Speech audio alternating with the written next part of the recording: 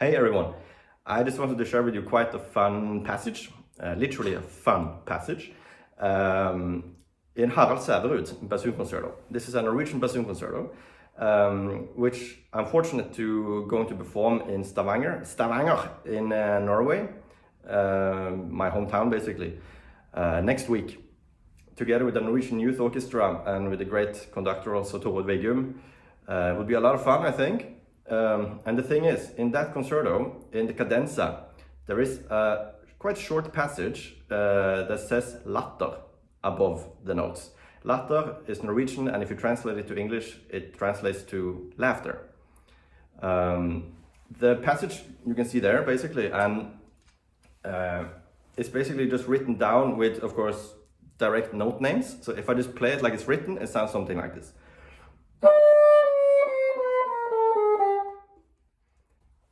Just a descending chromatic scale, nothing really fancy, but you can sort of maybe hear a little bit of laughter tendencies in there, but probably only because it actually says laughter above it.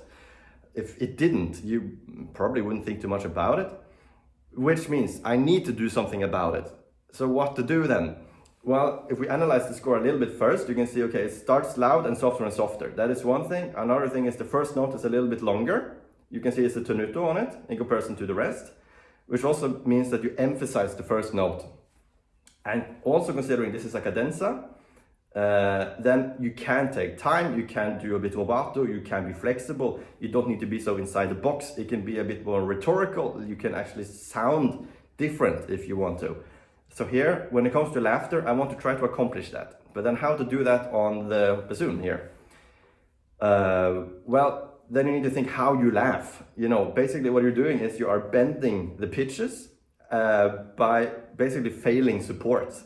You're just, on the bassoon, that would translate to failing the support and change the resonance chamber inside the mouth as if you were laughing. That means that the pitches will also bend, but the danger is if you fail the support on purpose, then you can eventually, crack the note because it becomes so flat that the note cracks, so you then need to activate the support again in time to stop it from cracking. So I think the way I have ended up with here now is something like this.